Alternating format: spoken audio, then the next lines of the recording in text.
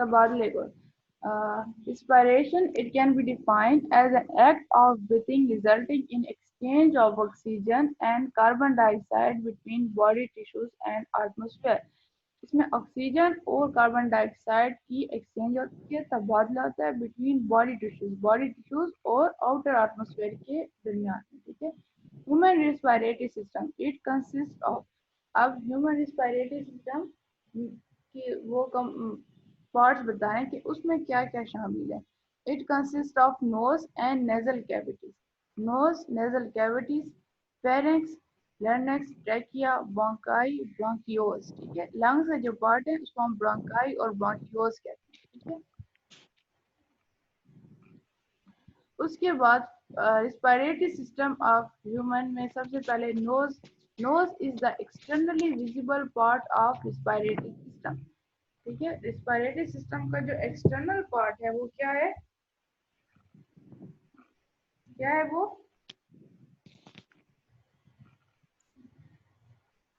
बताएं। Respiratory system का external part क्या है?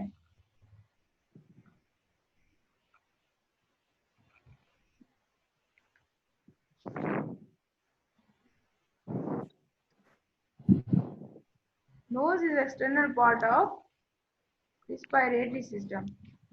अपने वो माइक ऑन कर लें और उसको ऑफ कर लें।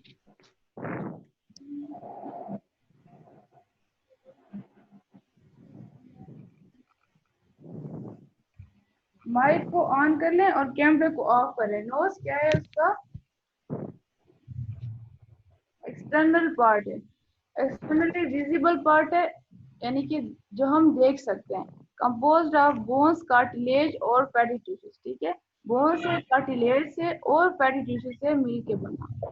फंक्शंस क्या है? Hairs are present inside nostrils which help in the filtration of air. जो एयर्स प्रेजेंट होते हैं नोज के अंदर वो भी इम्पोर्टेंट है, वो क्या कर रहे हैं, फिल्टर कर रहे हैं एयर को। serve as a defense mechanism against the harmful agents। अब जो हार्मफुल एजेंट्स हमारी बॉडी में इंटर होना चाह रहे होगी नोज के थ्रू, क्या एयर में शामिल होकर वो नोज के थ्रू बॉडी में जा रहे हैं हार्मफुल सब्सटेंसेस, उनको वो रोक देगा। Both the nostrils and nasal cavities are lined by mucous membrane along with the cilia। Nasal cavities और नॉस्ट्रल्स जो है वो लाइनिंग हुई पड़ी है म्यूकस मेम्ब्रेन की और उसमें सीलिया भी है, ठीक है। समझ आई यहाँ तक? जी मैम आ गई है। जी मैम आ गई है। अब नेक्स्ट जो है,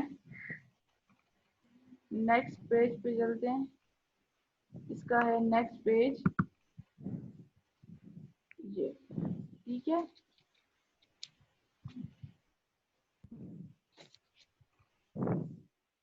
control the mucus secrete, mucus क्या सिक्रीट करता है?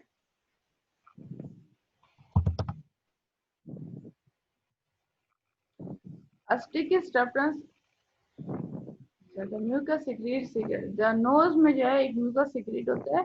The mucus and cilia filter air and stop the entry of microorganisms, and thus the mucus has to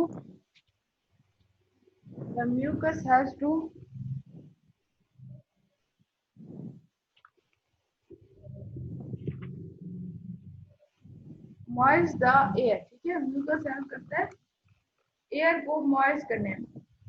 एक तो वो कह रहे हैं कि नोज एक्सटर्नल पार्ट है, ठीक है। दूसरा वो बोन, कार्टिलेज और फैटी टिश्यू से मिलके बनी हुई है। पहला पार्ट हम पढ़ रहे हैं रिस्पायरेटरी सिस्टम का, ठीक है। एक्सटर्नल पार्ट नोज किससे, कार्टिलेज, फैटी टिश्यूज और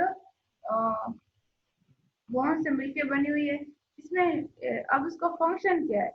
फंक्शन नोज का क्या है कि वो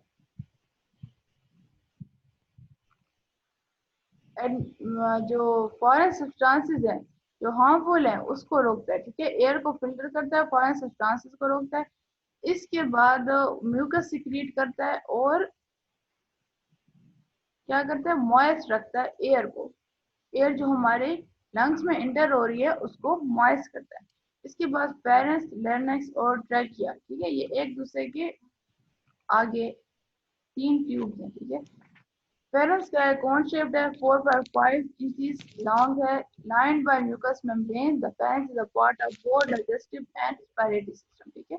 फेरेंक्स डाइजेस्टिव सिस्टम का भी पार्ट है और रेस्पिरेटरी सिस्टम का भी पार्ट है। लारिंक्स क्या है, it is located between pharynx and trachea. Trachea और फेरेंक्स जो ट्यूब है उसको हम कहते हैं कि ये लारिंक्स है। Larynx is sound producing organ that serves as dual function, an air canal to the lungs। अच्छा, so larynx को हम कहते हैं कि ये sound box that serve as dual function। इसके dual function है, दो फंक्शन है। as an air canal to the lungs, lungs में ये लंग्स के लिए ये क्या करता है, उसके लिए एयर कनाल यानी इसके थ्रू लंग्स में एयर जाती है, हवा जा रही होती है। And controller of its axis, और कंट्रोल भी करता है उसकी एक्सेस को, ठीक है। हवा को ले भी जाता है और उसकी एक्सेस को भी कंट्रोल करता है। अच्छा, अब ट्रैकिया में क्या है, trachea below the runs lies the trachea tube of 10 to 12 cm and 2 cm wide. Trachea क्या है, 10 to 12 cm लॉन्ग है और 2 cm वाइड है। फंक्शंस इसके हैं, the trachea serve as a passage for air, moistures and warms it. Passage of air है यानी रास्ता है उसका, उसके बाद मॉइस्चर करता है और वार्म करता है एयर को, while it passes into the lungs. Lungs में जाने से पहले उसको वार्म करता है, मॉइस्चर करता है, and protects the respiratory system from an accumulation of foreign materials, ताकि जो फॉरेन मटेरियल्स हैं वो रेस्पिरेटरी सिस्टम में ना जाएं, ठीक है। Lungs, human have 2 lungs. अच्छा, अब जो भी चीज हम पढ़ लें, जैसे हमने नोज पढ़ी, फेनस, लर्नस, ट्रैकिया, ये तीनों एक पहला फंक्शन तो इनका ये होता है कि वो एयर की पैसेज है यानी उसका रास्ता है। दूसरा, वो साथ साथ में माइक्रो ऑर्गेनिजम्स और जो फॉरेन सब्सटेंसेस हैं उसको भी कंट्रोल कर रहा होता है कि वो हमारी बॉडी में, हमारी रेस्पिरेटरी सिस्टम में इंटर ना हो। जो लारिंक्स है वो फेरेंक्स और ट्रैकिया के बीच में, और जो फेरेंक्स है वो कोन शेप्ड है। सबसे पहले कोन शेप्ड ये पार्ट है डाइजेस्टिव और रेस्पिरेटरी सिस्टम दोनों का, जबकि लारिंक्स जो है वो साउंड बॉक्स। ट्रैकिया क्या कर रहा है, मॉइस्चर कर रहा है और वार्म कर रहा है एयर को। इसके बाद क्या है, ट्रैकिया के बाद एयर लंग्स में एंटर हो जाती है। अच्छा, अब women have 2 lungs, right and a left.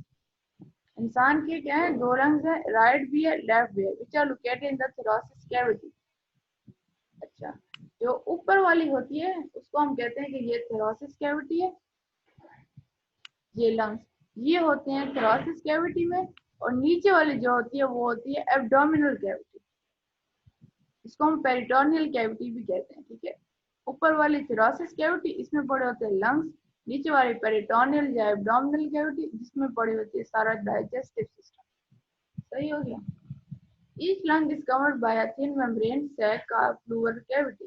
Each lung, her lung जो है वो एक सैक से कवर होता है, इसको हम क्या कहते हैं कि ये प्लूरल कैविटी, ठीक है। वो ऐसे ही बाहर नहीं पड़ा होता, वो एक सैक में पड़ा होता है जिसके अंदर, जिसको हम कह रहे हैं plural cavity. Cavity and the fluid present between the lungs and cavity is called pleura. अच्छा, अब इस प्लूरल कैविटी के बाद एक और मीडियम होता है जिसमें फ्लूइड पड़ा हुआ होता है।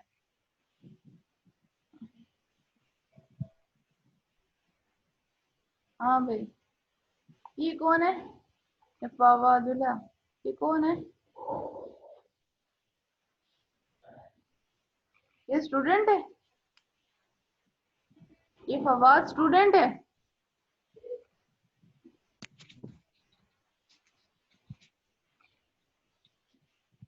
क्या गूंगे बन के आ जाते हो। जी मैम, स्टूडेंट है। अच्छा, कोई आउटसाइडर आए इसमें तो फिर मुझे बताना है, आउटसाइडर अलाउड नहीं है, ठीक है। जी सही है।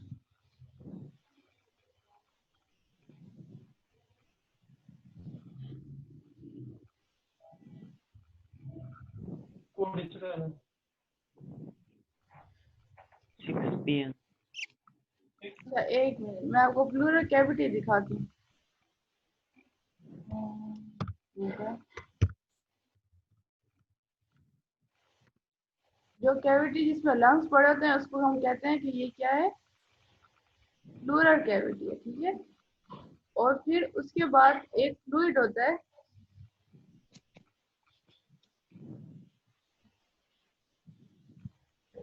प्लूरा कह रहे हैं इसे, PLA, प्लूरल।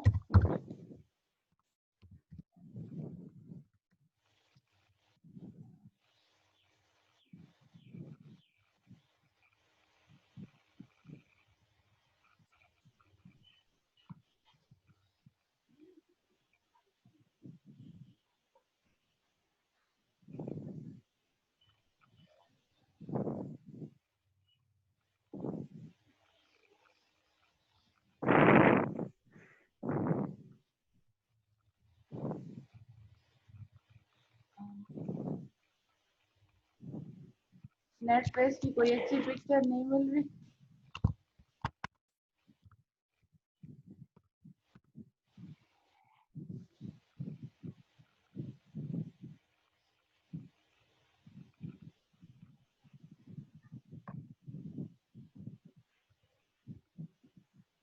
और फिलहाल इसकी नेट पे कोई अच्छी पिक्चर नहीं पड़ी हुई, कहीं और से ढूंढ के आपको दिखा दूंगी मैं, ठीक है। इसमें जो है, सही हो गया। जो जो नेक्स्ट हम पढ़ रहे थे कि लंग्स जो है थोरेसिस कैविटी में फ्लूइड फ्लूइड के अंदर पड़ा हुआ होता है, और each lung is covered by a thin membrane. हर एक लंग जो है वो थिन मेम्ब्रेन लाइक सैक से कवर्ड होता है, जिसको हम कहते हैं so called pleural cavity. Cavity in the fluid present between the lungs and cavity is called pleura, इसको हम प्लूरा कहते हैं। This protects the lungs stop them leaking air into the thoracic cavity. ये लंग्स को protect करते हैं, ठीक है। जब वो कोई भी चीज अगर किसी फ्लूइड के अंदर पड़ी होती है तो अगर उसको शॉक लगता है ना तो वो जरा संभल जाती है, ठीक है। एक्सटर्नल एनवायरनमेंट से वो क्या होती है, एक्सपोज नहीं होती, इसलिए उसको हम किसी फ्लूइड के अंदर रखते हैं। अच्छा, स्टॉप देन लीकिंग इनटू, और ये अब कैविटी का फंक्शन बता रहे हैं। एक तो वो लंग्स को प्रोटेक्ट कर रही है, दूसरा जो एयर लंग्स के अंदर है उसको बाहर लीक होने से बचा रही है, and reduce friction between lungs and the wall of thorax. और जो फ्रिक्शन है लंग्स के दरमियान और जो वॉल ऑफ थोरेसिस कैविटी है उसके दरमियान, उसको भी कम कर, ठीक है। अब लंग्स का क्या फंक्शन है कि वो एक्सचेंज ऑफ गैसेस करता है एक तो, और दूसरा deoxygenated blood become oxygenated in the alveoli of lungs. जो लंग्स की छोटे छोटे पार्ट होते हैं हम उसको कहते हैं कि ये अल्वियोलाई, ठीक है। जो जिसके अंदर जैसे हमारी बॉडी का यूनिट है सेल, उसमें सारे काम होते हैं। इस लंग्स में क्या होते हैं, अल्वियोलाई होते हैं जिसमें एक्सचेंज ऑफ गैसेस हो रही होती है। उस एल्वियोलाई में क्या होते हैं, जो ब्लड हमारी हार्ट से, अच्छा हार्ट की कौन सी वेसल है जो लंग्स में ऑक्सीजन डीऑक्सीजनेटेड ब्लड लाती है ऑक्सीजनेशन के लिए,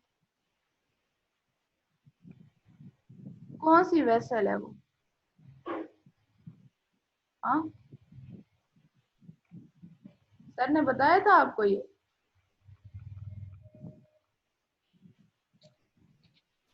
आप लोगों से पूछ रही हूँ।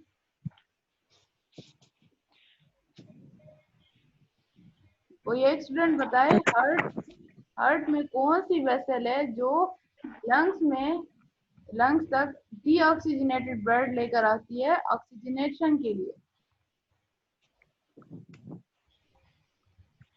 पता नहीं है मैम।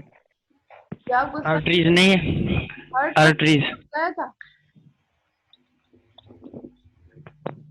कौन सा आर्टरीज नहीं है। रेगुलर स्टूडेंट कोई है यहाँ पे जो क्लास लेकर आओ फर्स्ट डे से?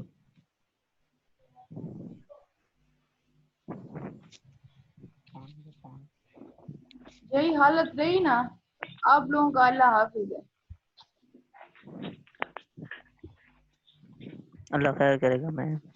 अल्लाह खैर कब करेगा? जब आप लोग खैर करेंगे, मेहनत ना करेगा तो अल्लाह खैर करेगा, ऐसे नहीं होता। इस तरह तो बंदा बुक भी ना खोले और कहे हाँ अल्लाह खैर करेगा।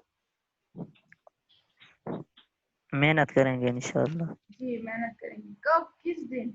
वो जो है सर ने ये बात बताई कि हार्ट का स्ट्रक्चर बताया था या नहीं?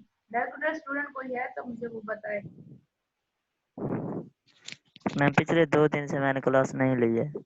आपसे नहीं, जो उसमें कॉलेज में क्लासेस होती थी वो रेगुलरली किसने ली है वो बताए।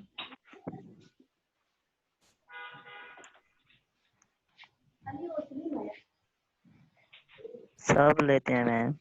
तब लेकिन तो हार्ट का स्ट्रक्चर पढ़ाया था सर ने?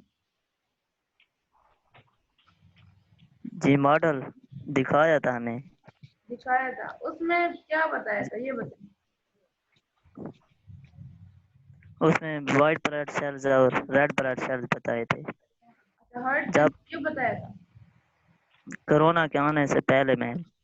अच्छा, हार्ट के अंदर व्हाइट ब्लड सेल्स और रेड ब्लड सेल्स बताए थे। उसका मॉडल दिखाया था और उसके मुतालिक कुछ बताया था।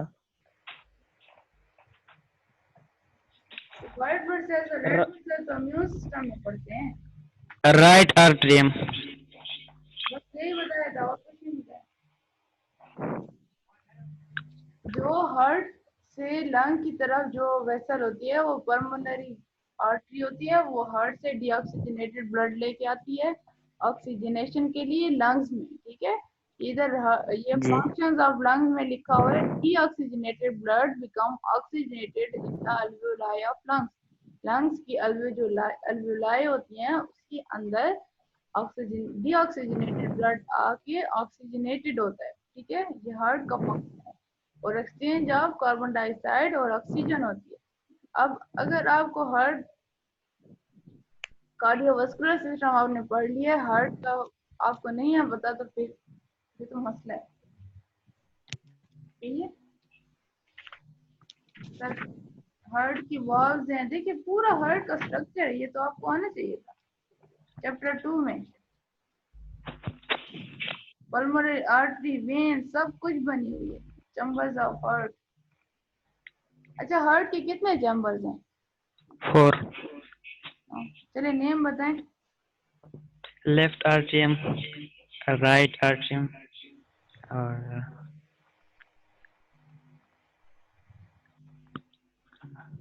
राइट दो मालूम। वेंट्रिकल और लेफ्ट वेंट्रिकल।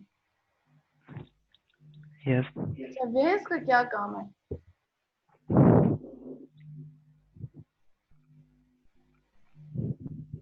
वेन्स क्या करती है? It carry blood to out part of the body. अच्छा, ये तो वेसल्स है। वेन्स पार्टिकुलरली क्या करती है?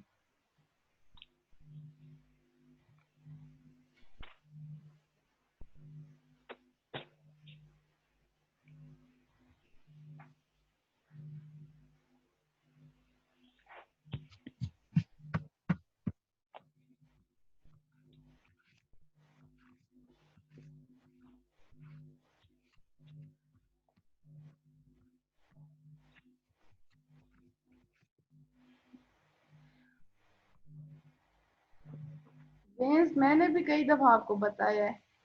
Arteries are those vessels which carry the blood away from the heart. Arteries क्या करती हैं, वो ब्लड को हार्ट से दूर लेकर जाती है। ऑक्सीजनेटेड ब्लड होता है उसमें। ठीक है, अब ये आपको सोचना है कि वो ब्लड को हार्ट से दूर लेकर जा रही हैं, तो वो ऑक्सीजनेटेड ब्लड ही डिस्ट्रीब्यूट करेंगी ना। डीऑक्सीजनेटेड ब्लड तो पूरी बॉडी में डिस्ट्रीब्यूट नहीं कर सकते। डीऑक्सीजनेटेड ब्लड क्या होते हैं?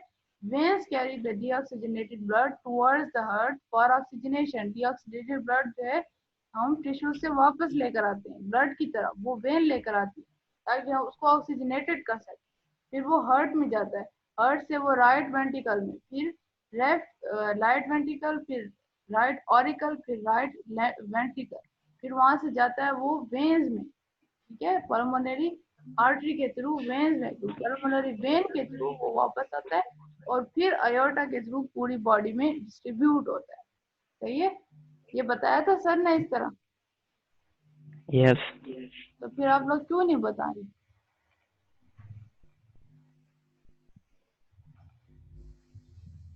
मैं भूल गया था मैम।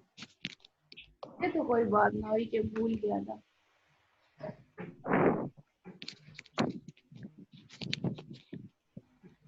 अभी से मेहनत करना स्टार्ट कर दो। ये अभी ये हालत रही ना, तुम लोग को कुछ नहीं हो सकता।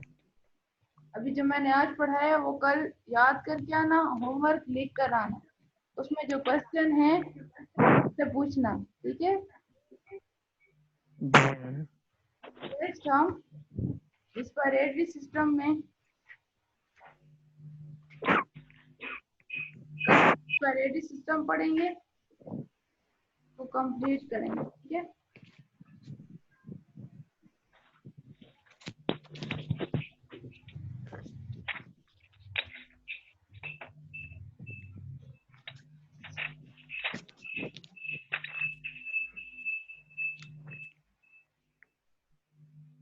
आपकी जो बुक है उसमें क्या क्या, अच्छा पेपर्स में आपको पता है कौन कौन से चैप्टर ज्यादा आते हैं?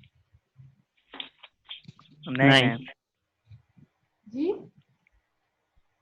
नहीं नहीं मैम। नहीं पता, ये भी नहीं है पता। अल्लाह के हवाले किया हुआ खुद को। मैम सर ने नहीं बताया था ना। तो आप प्रीवियस पेपर लेके उसमें खुद देख लें।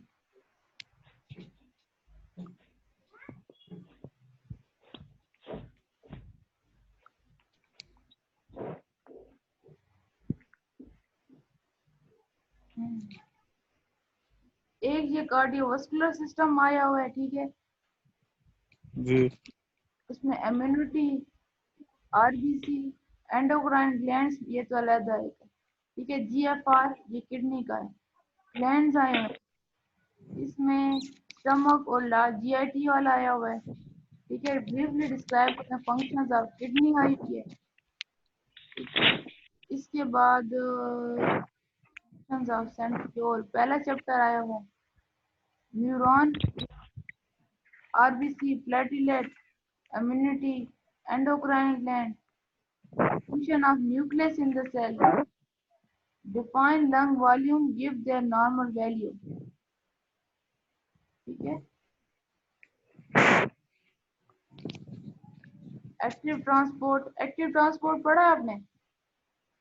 जी नहीं मैम। अच्छा, define lung volume, give their normal value, function of kidney, function of saliva, salivary glands,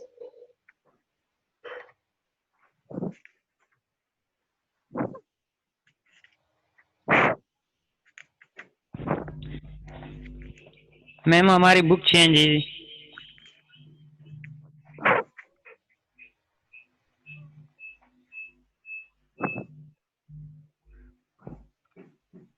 चले आप लोग जो कल वाला होमवर्क था वो करके आए, ठीक है, लाजमी।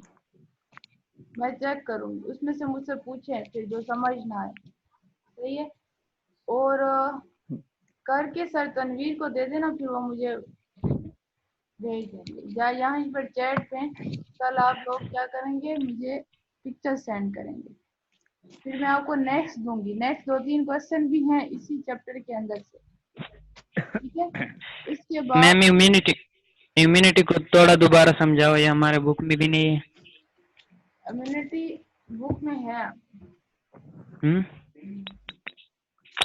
इम्यूनिटी है बुक में, हमने अभी पिछले 2 दिनों में ही तो पढ़ा है।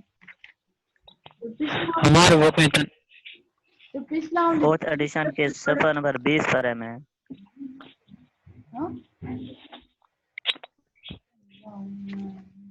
वो जो है आप पिछला जो हमने पिछला जो चैप्टर पढ़े हमने, इम्यूनिटी और blood cell and their function है, उसका नाम ही इम्यूनिटी था जो पिछला हमने चैप्टर पढ़े।